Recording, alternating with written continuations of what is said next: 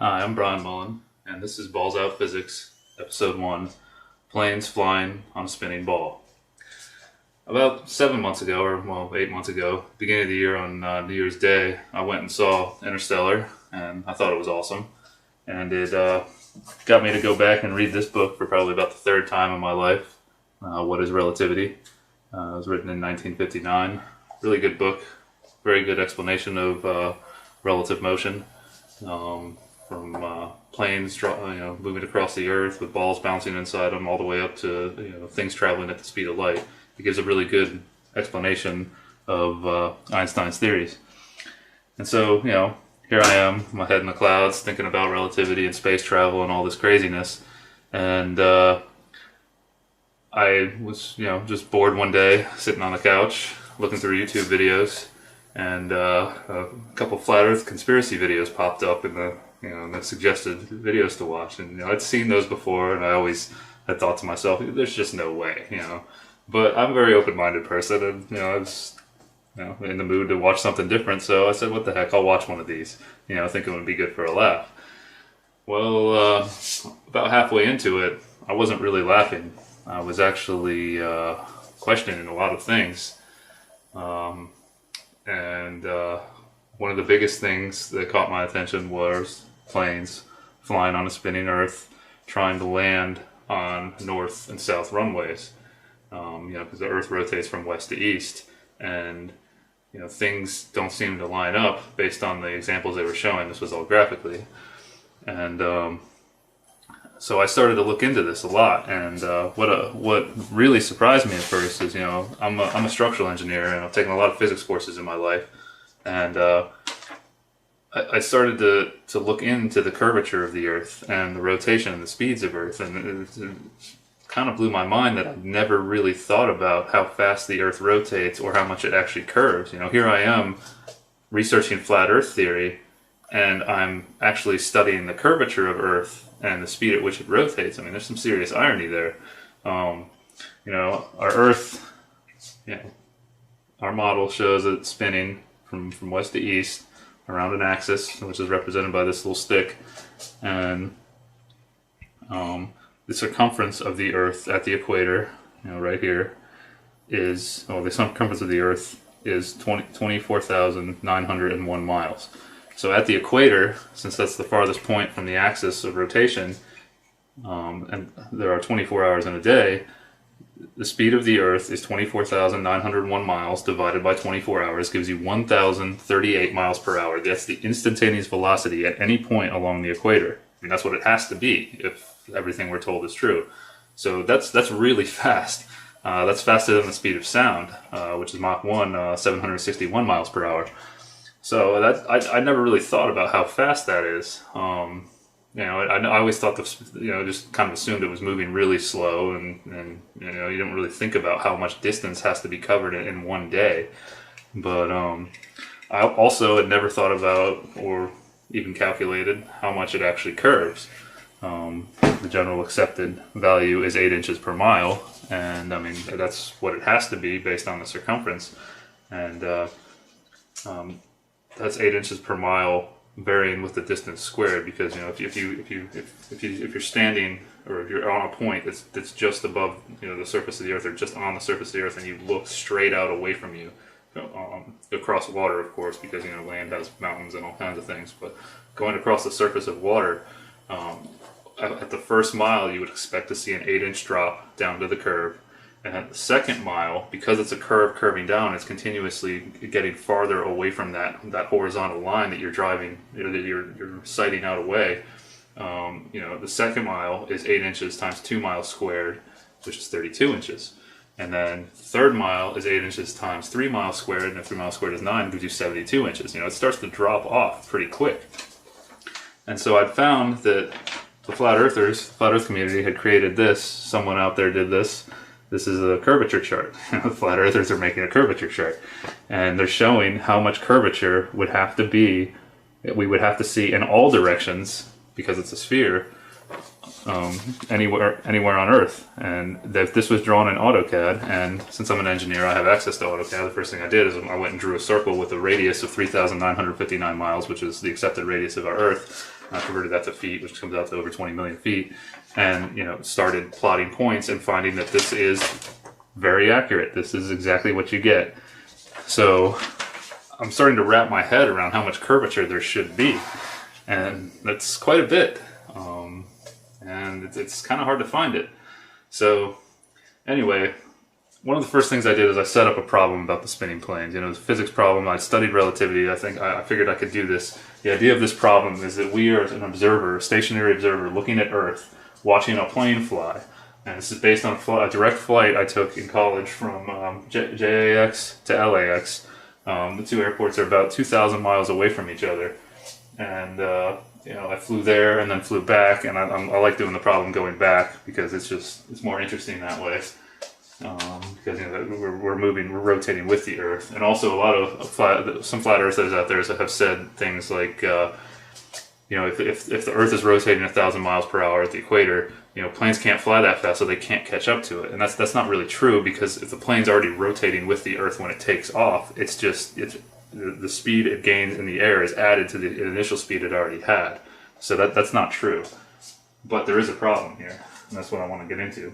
So these two airports are 2,000, here's my dimension line here. They're 2,000 miles apart, roughly. We're just going to say they're 2,000 miles apart in order to keep this simple. Okay? And they're also, they're not at the equator. They're north of the equator. A little over 2,000 miles, both of them. Jacksonville's over here in Florida, and LAX is over here, California.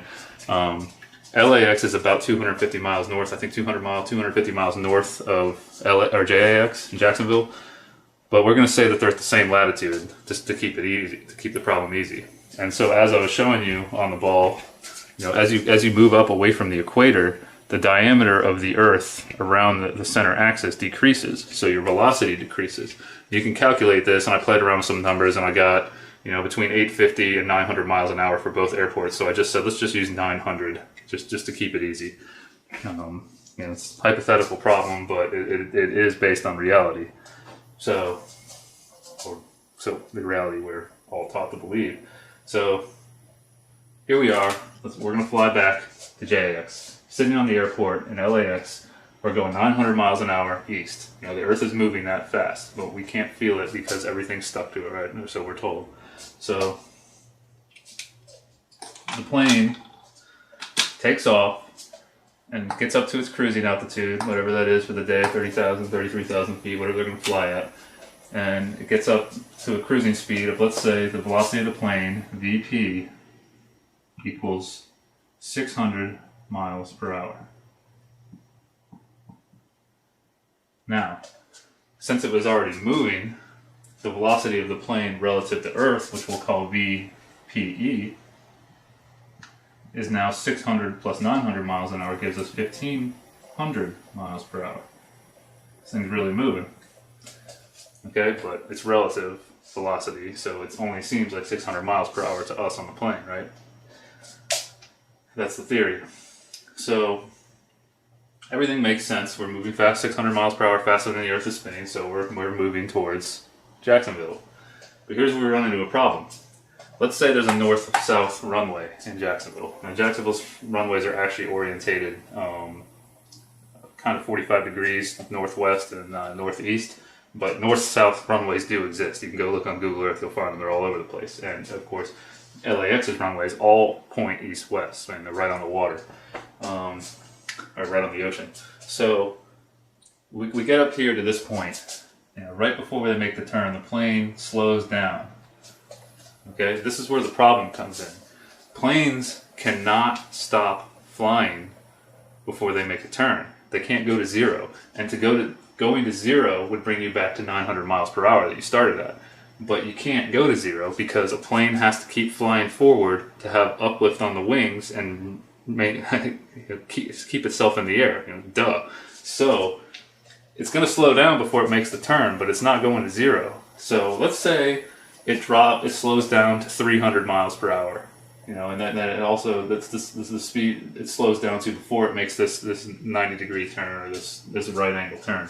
So here, the plane, right before it makes the turn, is traveling at VP prime equals 300 miles per hour. Now, VP prime is just the new speed, okay, or the new velocity in this direction. But it's also got its relative velocity to Earth, which would be VPE prime, is now 300 from 1500 is 1200 miles per hour. So now, as this plane goes through the turn, when it gets here, say the midpoint of the turn, it's got a vector of 300 miles per hour, which is its airspeed, this VP prime in this direction, but it also still has this velocity of VPE prime right up here, 1200 miles per hour. It doesn't lose that velocity. It can't, because the Earth is spinning under it, you know, and it had that initial speed when it took off. The only way you can get rid of that is if you make the Earth stop spinning. So, you know, when you get down here and you're trying to line up with the runway, you're going 300 miles per hour towards it. Make that look a little better. You know, you still got VP prime here, but you also have VPE prime. Well, there's a real problem there, because the airport, the ground over here, is moving, you can see that, at 900 miles per hour. You know, except the velocity of the Earth is the same at both airports. But the plane is moving to the east still at 1200 miles per hour. The plane is moving faster than the runway. They can't line up. What you actually get, if you draw this point over here, actually let's erase this and do it right here where we started. What you would actually end up with is a path that looks like this.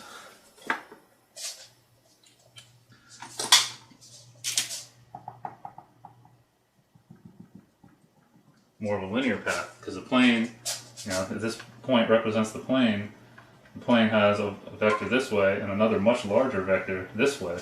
So you're getting something like that. The plane is actually sliding sideways through the air. That doesn't make sense. I mean, it's kind of what's going on. You know, this question, of course, people say, well, the atmosphere, this is what I thought too initially, the atmosphere is moving with the Earth.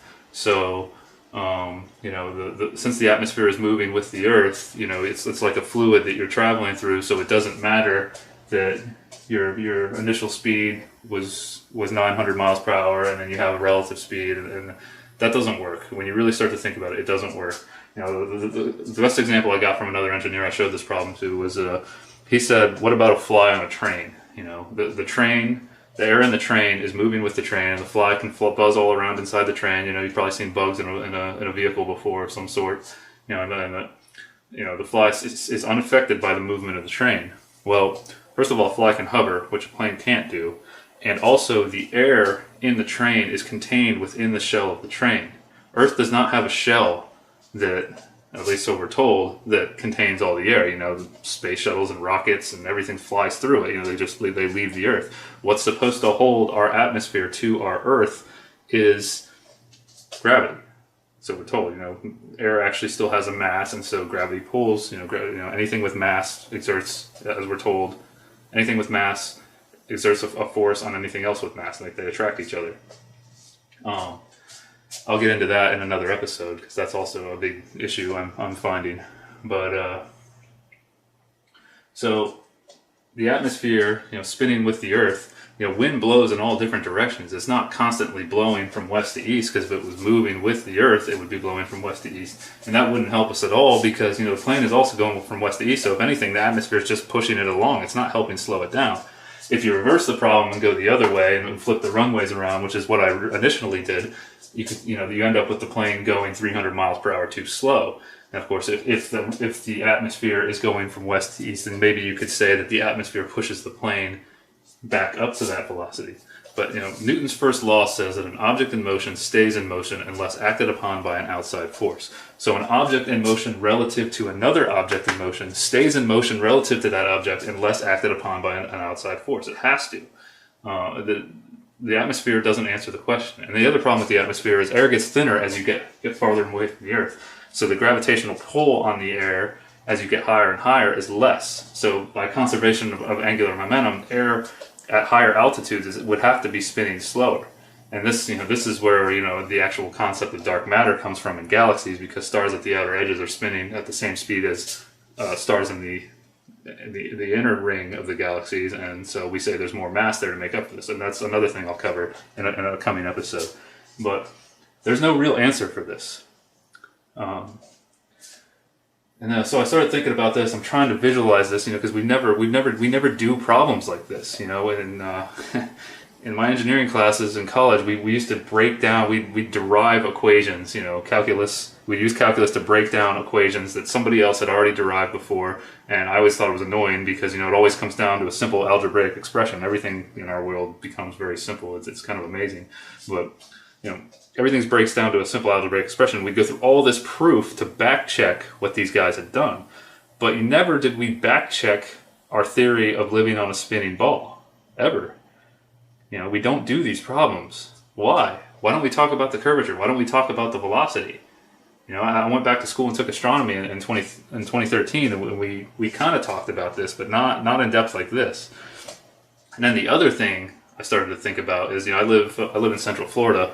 I heard a sonic boom one time from supposedly the space shuttle landing. Rattled my windows and doors. It woke me up, scared the crap out of me. It was pretty awesome actually at the time.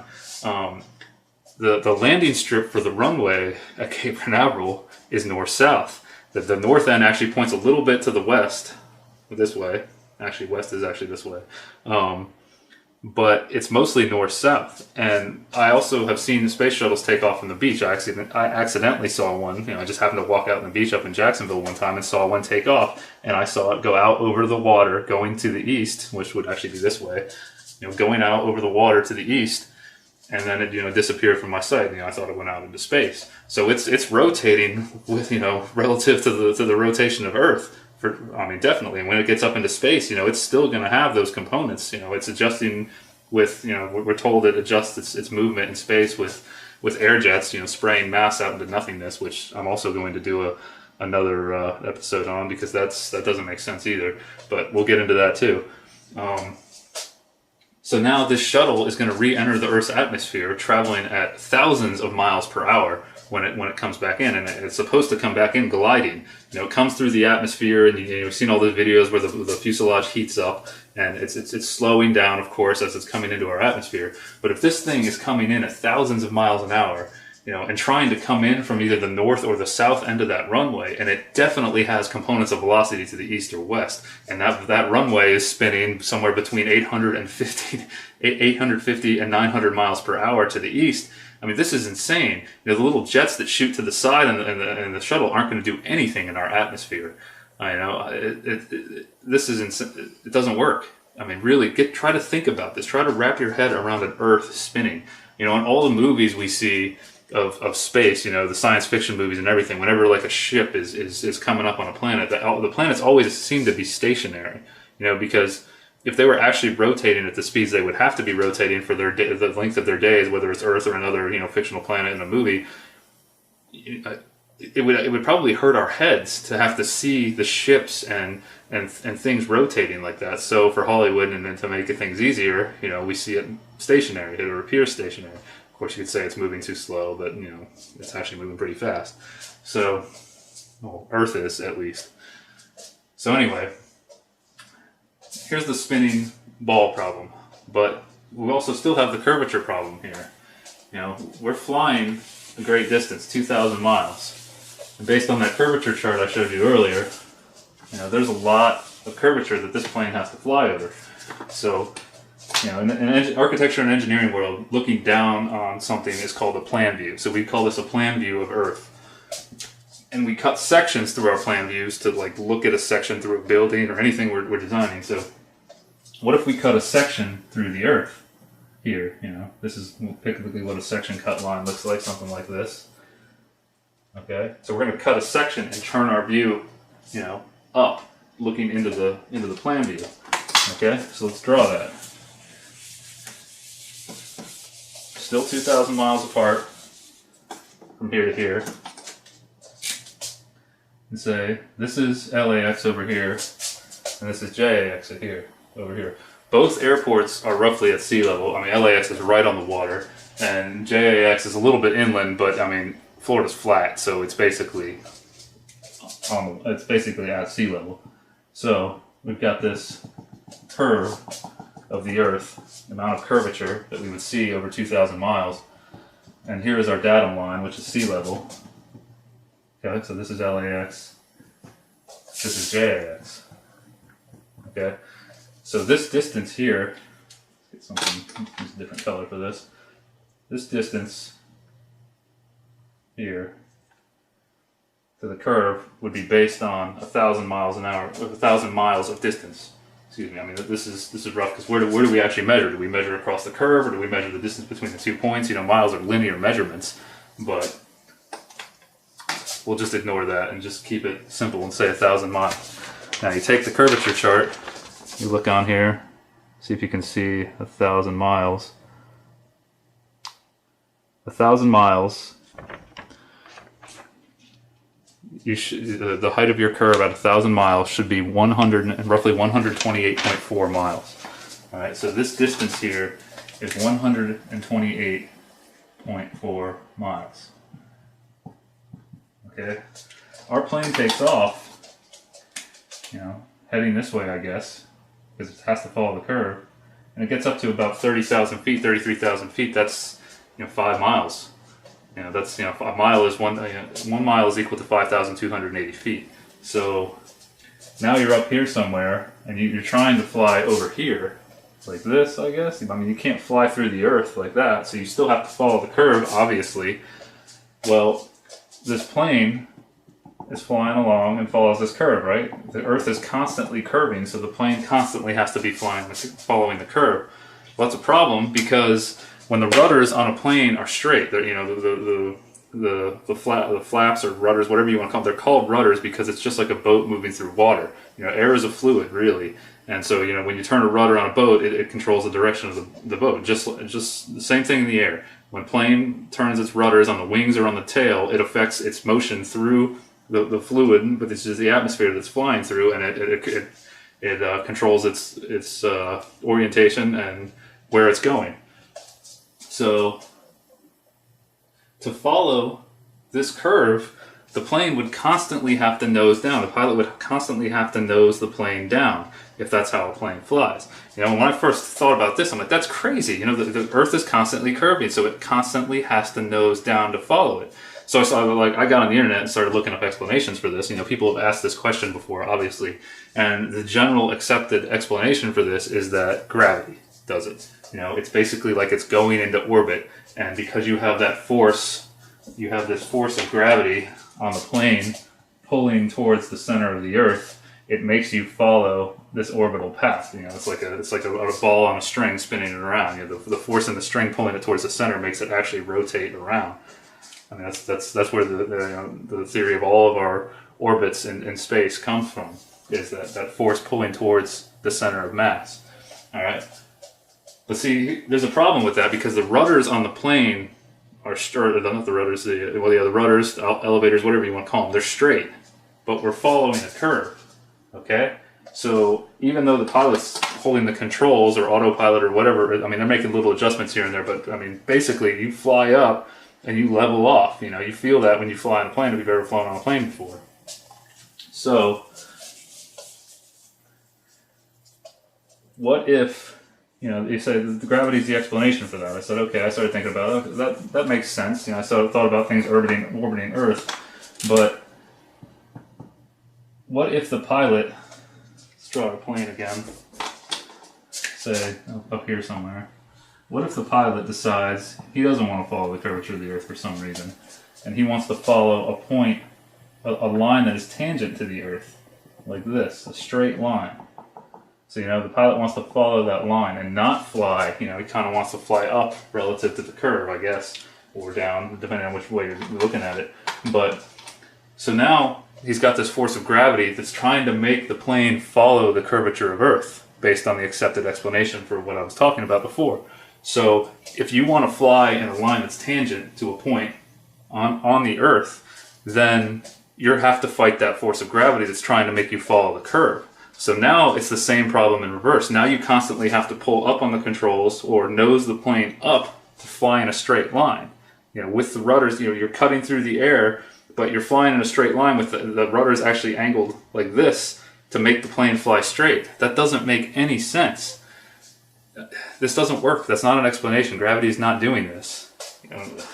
Where's this curvature? And when you fly in a plane, you'll notice when you look out the window, the horizon, of course, looks flat, and we're told that the Earth is too big and we can't see it, and it's also at eye level. If there's really a curve, there should be a drop. Now this one, people argue about this one. It's a big argument in the flat Earth, round Earth community, but it's becoming a huge debate on the internet. More and more people are waking up to this. It's pretty amazing, and what we're not taught in school is. In the late 1800s, there was a raging debate going on between, flat earthers and globulists, as they were called. People still believed that the Earth was flat. Columbus didn't sail to America and prove. Everybody just started believing the Earth was a ball. A lot of people didn't believe it, and there's actually I've read some testimonies from civil engineers in the 1800s that just say it's ridiculous. When they're talking about laying train track and all kinds of things.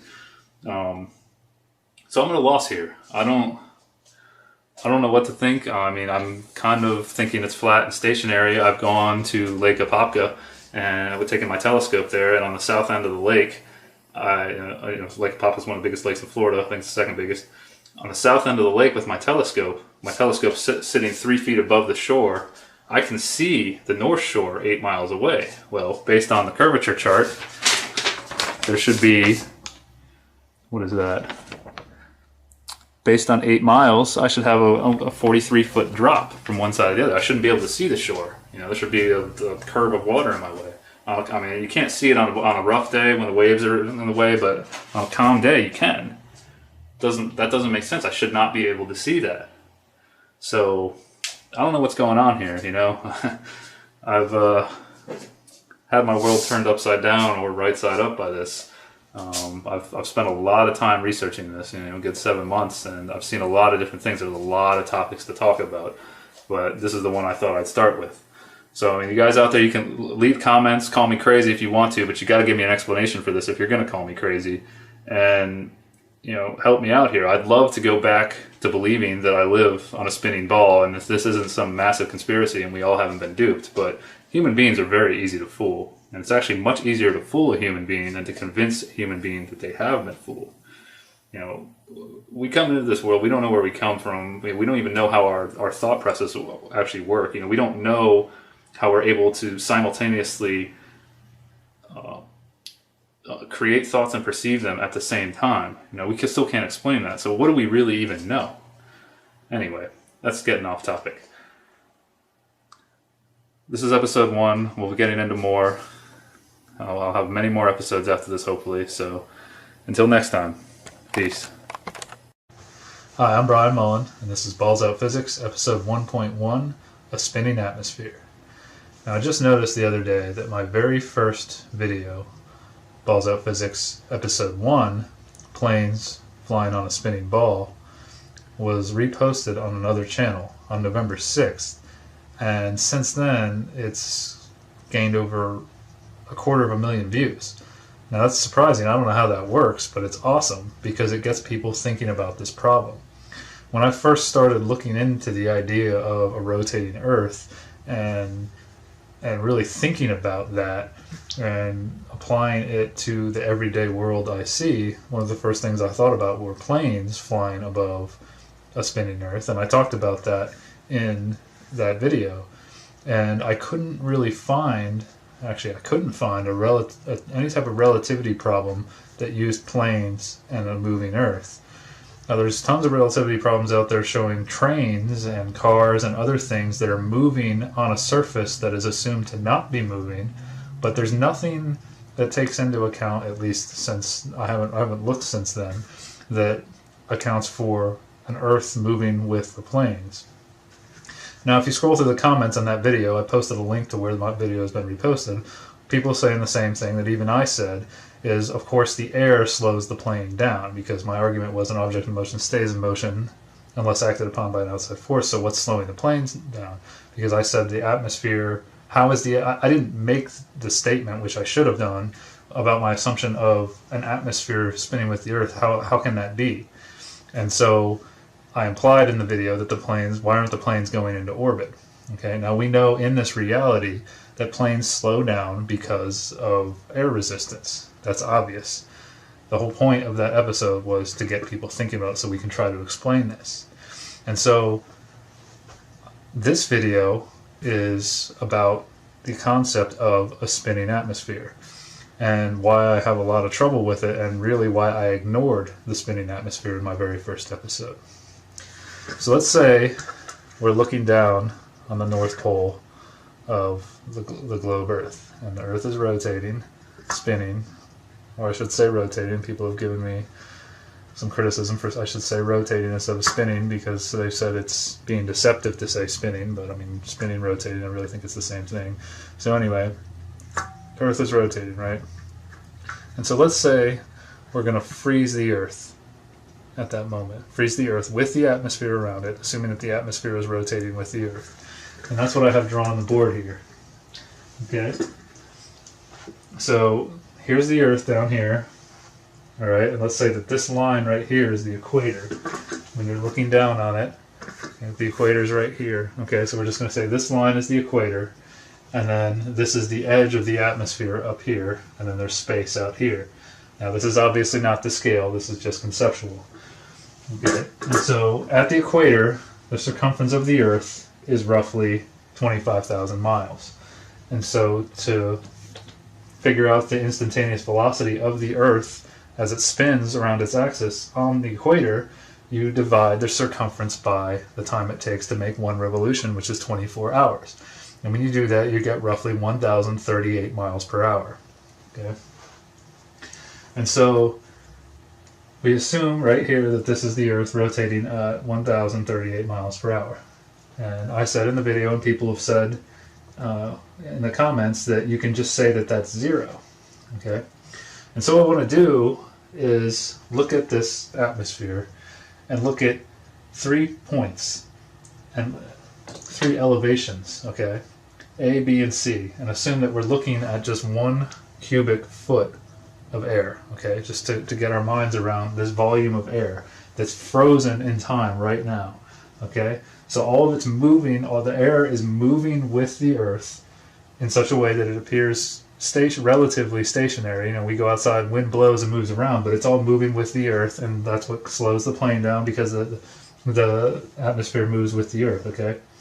So point A, point B, and point C, all moving with the Earth. I mean, they could be blowing this way, they could be blowing down at this moment, but since we froze them, we know that it's all moving with the Earth and not getting left behind, right? That's the assumption. And so we will say at this moment we expect all of these points of air to make one complete revolution and come back to the same spot in 24 hours, right? Because the atmosphere moves with the Earth. The atmosphere never gets left behind. So right off the bat, since we know the velocity is equal to distance divided by time, we can say that VA, the velocity of point A, is greater than the velocity of point B, which is greater than the velocity of point C. Because point A has a longer distance to travel in 24 hours than point B, and point B has a longer distance than C, because the circumference of their path is greater, right? So I've got A up here at the edge of the atmosphere, space up here, B right here around 6 miles where planes fly, and C near the surface of the Earth, okay? And so this rotation here, the theory is that the Earth is rotating about its axis because of the Big Bang. When you really think about it, there was this Big Bang, everything exploded out into space, planetary systems formed, galaxies, all that stuff formed, and this rotation is what is left over from that explosion. That's leftover energy from that explosion of the creation, which created everything, right? And so everything's just been moving for billions of years, and there's no friction between space and the atmosphere, right? Because there's nothing in space. So an object in motion stays in motion unless acted upon by an outside force, right? But that's kind of strange when you think about that air at higher elevations has to be moving faster to keep up with the ground below it. Because air moves up and down, right? Hot air rises, as we know, and cool air sinks, right? So how does the air speed up? When it's heated, it rises, but then it has to start moving faster. Now, even if it's only a little bit faster, the difference in these velocities, if you calculate them, isn't much, but they do have to be greater, or they will start to get left behind. So, how that is explained, I don't know. I haven't really found anything to talk about how the air has to be moving faster. But another thing to think about is, air isn't stationary like we're assuming in this problem, right? It blows, it moves all over the place, and down here at the surface, air goes up and down over valleys, and air actually speeds up as it goes up and as it goes over the top of a hill. It speeds up, it slows down, runs into mountains, goes through trees. There's things flying around in the air, different pressures. All kinds of stuff is happening internally as it all moves with the atmosphere. Now, I would think that eventually something's going to have to give it a nudge to keep it moving with the earth, so to say. The energy would be lost, okay?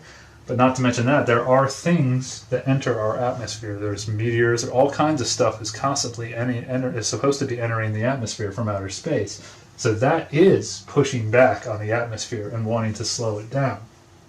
And so the common explanation for how the atmosphere keeps up with the surface of the earth is by friction between the air at the surface. Let me use a red marker for this. There's friction here pushing back on this cubic foot of air down here that's at the surface. And then that's transferred through internal friction, for internal shear forces within the fluid, because air is essentially a fluid, okay? It has viscosity. And so these internal shear forces are transferred all the way up throughout the layers of air, right?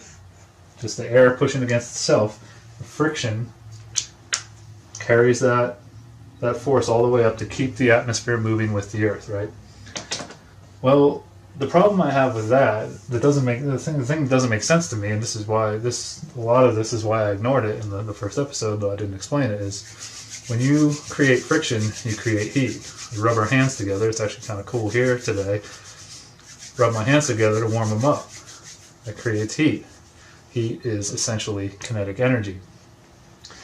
And so when something creates heat on the earth, or when the earth is heated by the sun, where does that heat go? Well, if you watch Balls Out Physics episode 4.1,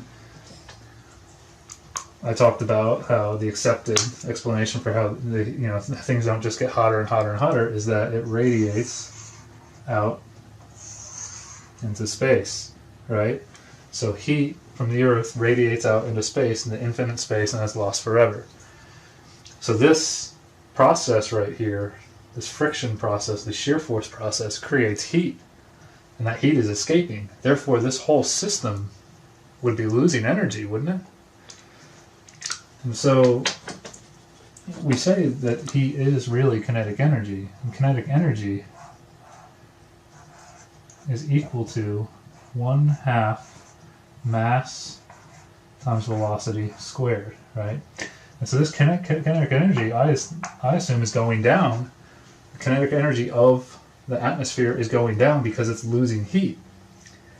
And since I hope we're not losing mass to infinite space, not losing our air, that leaves only velocity to go down. So not only does the speed of the air relative to the surface of the earth have to increase as you go up in elevation, because the path it has to travel, the length of the path, the circumference, increases. We also have this problem with losing energy. I don't understand how this could work. And that's that's one thing I've been thinking about. I hadn't really come up with a way to explain it until making this video. So how does this atmosphere keep up with the Earth? And this is why in the very first episode I really was saying, how do planes not go into orbit? Because how does the atmosphere, in a sense, keep up with the Earth? I probably should have made this video first. So that's how I feel about this. Please keep the discussion going. I'm going to post a comment on the repost of my first video saying that I made another video to keep this discussion going, because that's what this is all about. It's just talking about this world. And if you agree with my analysis, or you don't, or you just want to keep the discussion going, please go to the video. I posted a link in the description below, and like my comment so it'll get bumped to the top so people can see this video, and then we can keep this going to figure out what's going on here. Because really this increase in velocity that you have to keep up with the Earth doesn't make sense, and then the heat loss to me. Another thing a lot of people have said is you can set the velocity of the Earth equal to 0, right? Because because of relativity, we just say that the Earth isn't moving for the plane problem, right? But if VC, right at the ground surface is roughly 0. I mean, it is a little bit above the surface, so it would have to be slightly faster than 0 because its path is slightly longer if you go to the center of a foot. That's just getting too far into it, though. So if we say VC is 0, then VB and VA both have to be greater than 0 to keep up with the Earth, or they'll get left behind in 24 hours. So how does it all work? How do these things blow and move all over the place but still keep up with an Earth that's rotating? How does that work? There's just too much going on. It doesn't really make sense for all this movement to be happening, but us to go outside and experience this relatively stationary air that we experience every day. So that's my thoughts on this. Please keep the discussion going, and until next time, peace. Hi, I'm Brian Mullen, and this is Balls Out Physics, episode 1.2, Flying Over the North Pole. I gotta thank Deep Inside the Rabbit Hole for pointing this out, because it really helped me develop a south-north-north-south flight problem, where I think the issue that I was trying to explain in episode 1.0 is really shown. And so what I have here is a view of the Earth looking down on the North Pole, kind of like I was talking about in episode 1.1, looking down on the North Pole like this. What I have is Quito, Ecuador here, and Singapore over here. And so if you look at this on the globe right here, Quito is right here in Ecuador. We're going to say it's right at the equator. It's a little south. Okay, we're going to take a flight from Quito over the North Pole to Singapore over here by my thumb. Okay, now Singapore is at 104 degrees east of the prime meridian, and Quito is about 78 degrees west. And so that's 182 degrees between them, but I'm showing a straight line here. We're just going to assume that they're 180 degrees away from each other. And the runway at Quito actually faces almost due north. So we can say that the pilot's going to start off and fly directly at the North Pole. Okay? And so when a plane is sitting on the runway, it's moving with the Earth, right? If in the heliocentric model, if the Earth is rotating about its axis, we're all moving. I'm moving, you're moving, we're all moving at different speeds based on how far we are from the equator. Well, that's the way I figure it out, at least. And so at the equator, I'm going to say here that the circumference is 25,000 miles. You could say it's a little bit less, but we're just going to keep it simple and say 25,000 miles. And we're going to say that the Earth makes one rotation in 24 hours.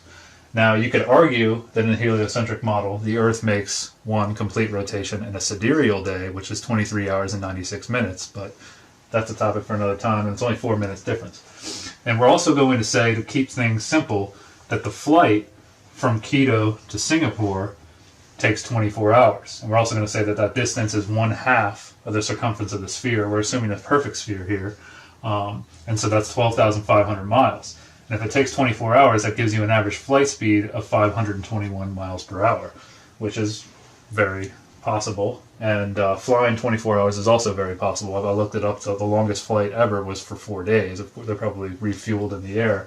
But a plane could be outfitted to fly from Quito to Singapore. So now, when the plane is sitting on the runway in Quito, facing north, here on Quito, the Earth is rotating, right?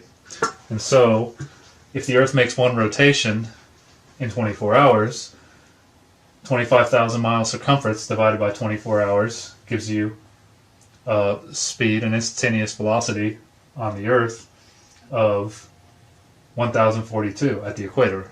At the equator gives you an instantaneous velocity of 1,042 miles per hour. Now you notice for the plane, I wrote speed instead of velocity because in physics, speed is just a rate, whereas velocity is a rate and a direction, or having a vector. And I'll get back to that in a minute why I wrote speed there. So the plane is sitting in Quito, use a marker here to represent the plane, facing due north towards the North Pole, and it takes off and leaves the runway. And as the plane begins to fly towards the North Pole, well, the speed of the Earth below the plane would change, right?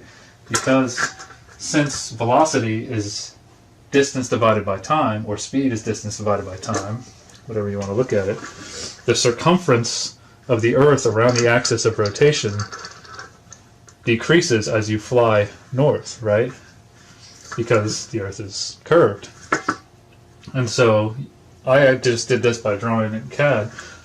When the plane gets to New York City, or at the same latitude as New York City, around there, the speed of the Earth has dropped to 800 miles per hour. But the plane should still be moving at VE, the velocity at the equator, with 1,042 miles per hour, right? Because on the runway, it was moving 1,042 miles per hour. What slowed it down? That's its moving. If you go back to episode 1.1, I was asking the question, how does the atmosphere spin perfectly with the Earth? Let's say it does. If that's true, does it create a suction force on the plane to slow it down? How does the plane match the speed of the Earth? How would it stay in the straight line? Would the pilot have to be constantly turning to the left a little bit to stay pointed at the North Pole, since the Earth is slowing down under it? And you see when you get up here to 68.5 degrees north, the speed actually reduces to 400 miles per hour. How would this work? And I mean, this just isn't in this theoretical problem here. Anytime a plane is flying south or north, this problem would exist. That's whatever speed they started out on the runway, they would still have in the air. Now, if they're flying east-west, you could argue that the atmosphere slows the plane down, or as necessary, as was the response to my first video. But in this case, the plane takes off and the Earth is slowing down below it. I think it would actually go like this, maybe, or the pilot would have to keep adjusting. And of course, there's also what I mentioned in episode 1.0 of the plane having to constantly nose down to follow the curvature of the Earth. Now, the explanation for that was that gravity does that. Okay, gravity takes care of that, so the pilot doesn't have to do that. Okay, so if we were going to look at the Earth this way, at this flight, say we're going to look at it in this direction as it's flying over the North Pole, we'd see something like this.